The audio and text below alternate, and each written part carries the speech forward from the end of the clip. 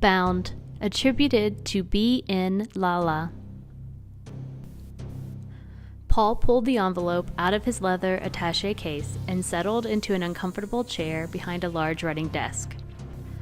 Late afternoon sun filtered in through the bay window, but couldn't defeat the darkness of the old house, nor the dreariness of his mood.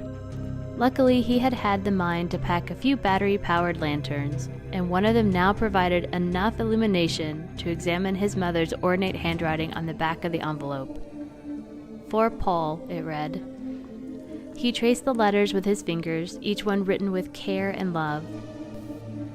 Pensively, he squeezed the bridge of his nose and released an exhausted breath. He had admittedly taken the loss of his mother very hard, as she was a kind, bright, thoughtful woman taken way before her time. But he was a lucky man, and had married a woman who exuded those same qualities and had been blessed with a daughter whose genes seemingly came from the women in his family. He had received the envelope several weeks before at the allocation of Mother's will. Its contents undoubtedly was a letter, most likely full of sage advice and love. He had agonized over opening it, though as he was unable to come to terms with reading his mother's final words. But his wife Lauren had finally convinced him that they might provide comfort rather than sadness. With final resolve, he retrieved a dusty letter opener from the desk and began to read the handwritten letter. To my dearest Paul, there are not enough words in the dictionary to express my love for you, Lauren, and your sweet baby Emily. I only hope that I have shown you that love over your 25 years of life. My health may be fading, but know that I will always be with you and that I'm sorry for what I'm about to reveal to you. I fear, though, that there isn't enough forgiveness on God's green earth for what I've done. If you are reading this, that means that my final will and testament have been executed, and you are probably surprised to find that you are now the owner of a small farmhouse in Creekside, Pennsylvania. It is the house that I grew up in. Heed my words, Paul. Do not go to that house. Put the deed in the back of your safe, claim it as an asset, but otherwise forget that it exists. You may be curious to see the childhood home of your mother, but please do not go to that house. I'm going to tell you why, Paul, and you may not have the same respect for me afterwards, but it is imperative that you understand the gravity of the situation. My parents and I moved from that house when I was around 15 to live with Aunt June. However, when I was a few years younger than you are now, fresh out of college, I was offered a teaching position at a school a few towns over from that childhood home. You know my parents both passed away shortly after we had moved to California, and now I'm telling you that they too had left me that house in their will. But they never provided me with the knowledge I'm about to bestow upon you, my poor, sweet Paul. Out of convenience, I moved into the house several weeks before summer ended. The town hadn't changed much. It was still secluded, surrounded by forest, and its residents were still fairly strange and private. They did remember who I was, though, and they definitely remembered the accident that caused my family to leave. As I was buying some groceries, the woman behind the counter recognized me and told me that I shouldn't have come back and strongly suggested that I turn around and leave right then and there. She grabbed me by the hand forcefully to express her urgency. There was a scar on her arm, just like the one I bear, the one I told you I got from falling off of my bike as a little girl. I was admittedly a little freaked out, but not enough to take her advice. That whole town is a little kooky, and at the time I thought I was being shunned for what happened when I was a teenager. But there was a fearfulness in her tone that has sat with me all these years. The house had remained untouched for 8 years, and I spent that first day cleaning a thin film of dust off of everything. I was exhausted by nightfall, and feeling that it was awkward to sleep in my parents' old bedroom, I opted for my old one on the first floor. Because my room was small, my bed was flush against the wall, partially covering the only window in its length. A dresser and vanity were against the parallel wall, and I remember collapsing into the bed that night, my body aching from moving boxes and cleaning. I'm not sure what initially woke me up that night, Paul. I don't recall a noise that pulled me from slumber, but I was overwhelmed by a feeling that I was not alone. Moonlight through the window cast shadows, but after a quick scan, I knew the room was devoid of life, save for me. And And then I saw it, in the vanity mirror, a reflection of the window. And looking in through the window was a creature that should not exist, that cannot be from this world, too horrible for words. Just know, Paul, that this thing was evil. Even in the pale light, you could see the vile intentions in its inky eyes and snarling fanged mouth. It looked excited and hungry. Its gray hands pressed against the glass, each elongated alien finger leaving a filmy residue behind as it dragged its claw-like nails down the window. My back was turned to it, my feet only a few inches away from its face, separated by a thin pane of glass. I watched it feverishly watch me through the mirror, unable to tell if it was aware that I knew it was there. I nonetheless felt like it was waiting for me to move. I, however, was frozen with fear.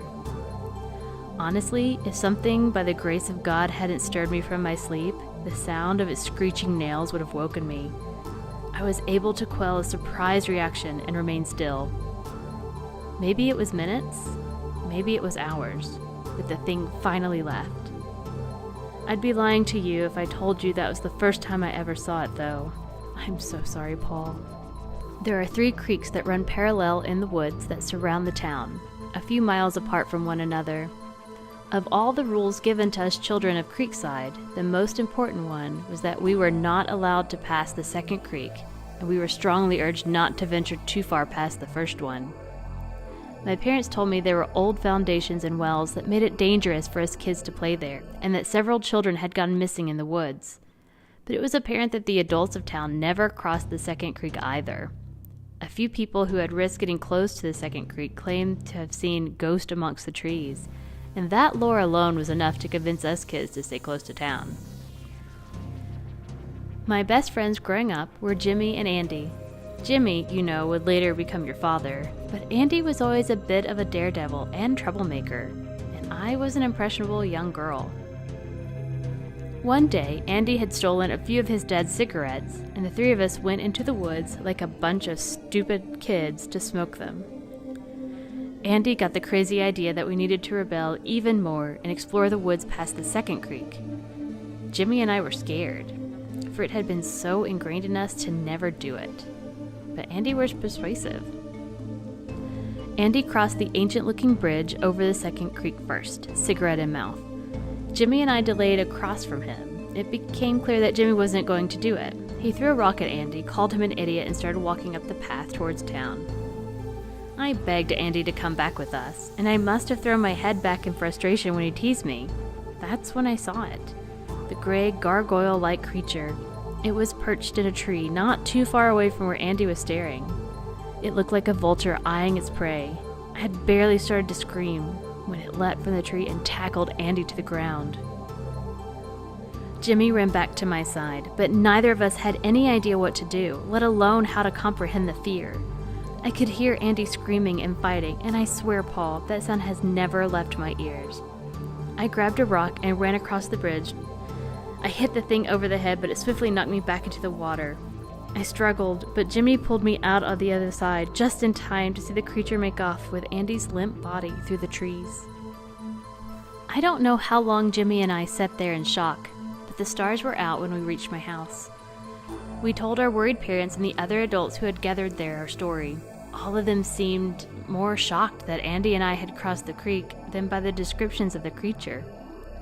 Jimmy's mom let out a cry of relief when she realized her boy had not crossed. But my parents started packing up loose belongings and clothing hastily. We left town that night and drove the whole way to Aunt June's, only stopping once outside of Chicago. My parents died only 6 months later from a disease that doctors couldn't identify. I was young and didn't understand. Everything was a blur, and I couldn't discern one emotion and memory from another. At some point, I started believing that Andy had fallen in the creek and hit his head on a rock, and that my parents' passing was an awful coincidence. It was easier to cope that way. And then I saw that hideous face in the window, like it had claimed me nearly a decade before and had been waiting for me ever since. I was relieved when it left, but fearful I did not know where it had gone. I remained frozen the rest of the night. Early the next morning, a knock came from the front door. I hesitated, gripped again by fear. But it was Jimmy. A nostalgic reunion was halted by his urgency to discuss something with me. I knew what it was before he even sat at the kitchen table. I wasn't prepared for what he was about to tell me though, Paul. I'll spare you the details and tell you only what you need to know. This thing that lives in the woods has been there for a really long time, Jimmy says, far before the original settlement of Creekside. Nobody knows exactly where it came from, or much else about it, only that it was responsible for the vicious deaths of many of the town's children. It likes young blood, Jimmy told me. Nobody could figure out a way to kill it either. But the thing was conniving and sentient, and realized that if the people left, its food would too. On the other hand, the townspeople feared that wherever they went, the creature would follow. So a deal had been made in blood.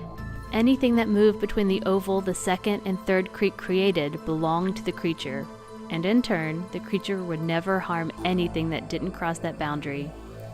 Jimmy told me I belonged to the creature because I had crossed the bridge, and my parents had been killed because they betrayed the pact. You see, Paul, it's a curse. I know it's hard to believe. It didn't take me long to make the decision to leave Creekside again. Jimmy didn't know definitively what geographically bound the creature, but had done enough research to estimate that it only traveled within the confines of Creekside and nearby townships. He had also discovered similar tales of creatures around the world. These things are all over the place, and I'm sorry, Paul. This is not important now. Check the files within your father's study. They'll tell you more than you need to know. Don't delve too deep, though. It was his obsession with it that cost him his life, not the car accident. I lied to you about that. I'm so sorry. Jimmy helped me throw a few boxes into my car and promised to meet me again soon. I turned around one last time to share a moment of silent solitude with him before I got in my car. As I turned back, I could see terror transform his face. He called my name, but I didn't have the appropriate time to react. The creature bounded from the woods and leapt to the roof of my car. It crouched, dropping its face to be even with mine, sneering. Its rancid breath smelled of dried blood. My knees weakened and buckled as Jimmy swooped in to tackle the thing off of the roof. Jimmy fought with all his might, but wasn't a match and ended up crumpled a few feet away from me. In hysterics, I tried to flee, but quickly found I had nowhere to run. The thing caught me promptly and dragged me into the woods with little effort. Jimmy composed himself enough to start running after us, screaming for me to make a deal. I lost consciousness before I could make sense of what Jimmy was telling me. A fleeting memory of Andy whispering in my mind. Paul, please remember how much I love you as you struggle to manage the final parts of my story. A small fire blinded me as I awoke on cold, damp ground, surrounded by trinkets of times gone by. An old wind-up children's toy, a few dog collars, Andy's engraved lighter. Bones were littered everywhere. The creature sat squat across from me, watching me zealously. It was muttering anxiously and rocking on its wolfish feet. I was surprised, as ancient as Jimmy told me this thing was, to find that it spoke English. Spoiled, it said gravelly. You spoiled. I remember its coal eyes following me as I nervously brought myself to a sitting position. I knew it was you. Too old now. Spoiled. I seemed to be in a cavern of some sort, with two tunnels that faded to blackness, neither discernible as an exit. I haven't forgotten its words, nor the look in its eyes when it stopped rocking. You can't leave. You are mine. You belong to me. You crossed the water, but you are too old to eat. You spoiled. Realizing the thing was contemplating over whether to kill me or not, Jimmy's scream strained through my head, and I understand that he had meant for me to make a deal with the creature for my life. The creature liked to bargain. So I asked it, Paul, what it wanted in exchange for letting me go. It thought for a while before it smiled maliciously. It wanted one of my children, and one of my children's children. I wondered if this thing had been around long enough to inspire Rumpelstiltskin. I don't know, Paul, but I took that deal.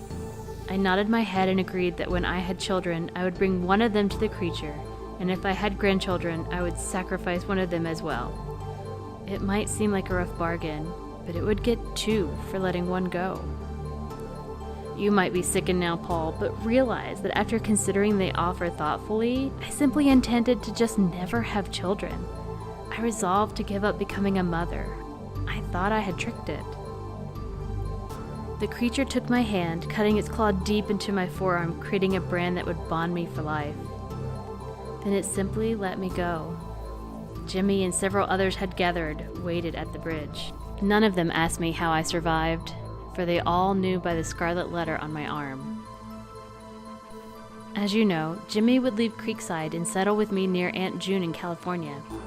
On good conscience, I couldn't sell the house and put another family in the vicinity of that evil thing. I had become resigned to the fact that I had to abandon the opportunity of motherhood, but could never bring myself to permanently and medically destroy the chance of pregnancy. I just couldn't do it, Paul. And Jimmy and I were careful, even after we married. But several years later, I became pregnant with you and your twin brother, Andrew. I know that's a shock. I'm not proud of what I did, Paul, and I regret never telling you about your brother. I knew, though, that the creature would take me, as it did my parents, if I betrayed our deal. The scar on my arm burned long before I gave birth to you. I took that baby, Paul, that infant, only a few days old. I took him back to Creekside and left him on the other side of the bridge on the second creek. I am unworthy of forgiveness, and to this day, the memory induces nausea and unbearable heartbreak. It was an evil thing for me to do, but it let me watch you grow up into the man you are. I have given you every ounce of goodness I could. And that's why I'm dying, Paul. I knew Lauren was with child a month before you announced it because the scar on my arm was on fire, reminding me of my dues. I can't pay them this time. I can't do that to you or sweet Emily. I have lived my life and only hope that I can be reunited with your father and Andrew on the other side. I fear that my actions have provided for more insidious consequences, however. I will repeat my initial warning, Paul. Do not go to that house in Creekside. Only evil waits there. I can't bear to imagine if the creature is able to reach Emily, our sweet, sweet Emily. I love you, Paul, with my whole heart. I am so sorry, but do not deserve your forgiveness. Mom. Paul put the letter down on the writing desk. He could distinguish disturbed and disgusted emotions amongst a primal fear and sadness. He couldn't categorize and understand his thoughts. He was unable to tell if these emotions were targeted towards his mother or himself. His mother had made some awful and anguishing decisions, sure, but he probably should have read the letter before he brought his wife and daughter to this place. Suddenly, his mother's childhood house seemed a little darker. Dazed, he tried desperately to grasp the connotations of his mother's letter. The sound of glass smashing broke his stupor, the sounds of glass shattering, the ferocity of his wife's screams, and the fading wail of his daughter's cries.